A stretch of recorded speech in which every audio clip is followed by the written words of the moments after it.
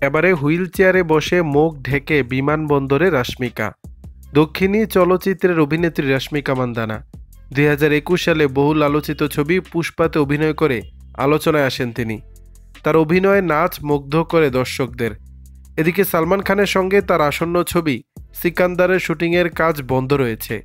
ভারতীয় গণমাধ্যমের এক প্রতিবেদনে বলা হয়, জিম করার সময় অভিনেত্রী পায়ে আঘাত পাওয়ার কারণে সিকান্দার ছবির শুটিংয়ের কাজ বন্ধ রয়েছে, যা রাশমিকা সামাজিক যোগাযোগ মাধ্যমে পোস্ট দিয়ে দর্শকদের জানিয়েছেন। এই ঘটনার পর অভিনেত্রীকে প্রথমবার বিমানবন্দরে দেখা গেছে। সামাজিক যোগাযোগ মাধ্যমে ছড়িয়ে পড়া ভিডিওতে দেখা যায় মুখ ঢেকে বিমানবন্দরে ঢুকেছেন রাশমিকা। তার এমন অবস্থা দেখে ভক্তরাও চিন্তায় রয়েছেন।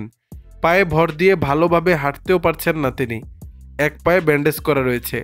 ভিডিওতে আরও দেখা যায় মাথায় টুপি এবং মুখে মাস্ক পরে রয়েছেন রাশমিকা। তার এমন লুক দেখে মনে হচ্ছে সম্ভবত কেউ যাতে তাকে চিনতে না পারেন সেজন্যই এমনটা করেছিলেন। তবে পাপরাজিদের চোখ এড়াতে পারেননি অভিনেত্রী। প্রসঙ্গত, এর আগে রাশমিকা সোশ্যাল মিডিয়ায় তার কিছু ছবি শেয়ার করেছিলেন। সে সময় অভিনেত্রী বলেছিলেন তিনি জিমে আহত হয়েছিলেন। তার কথায়, শরীর চর্চা করতে গিয়ে চোট পেয়েছি, আগামী কয়েক সপ্তাহ বিশ্রাম নিতে হবে। দর্শক, বিষয়টি নিয়ে আপনাদের মতামত জানাবেন নিচের কমেন্ট বক্সে।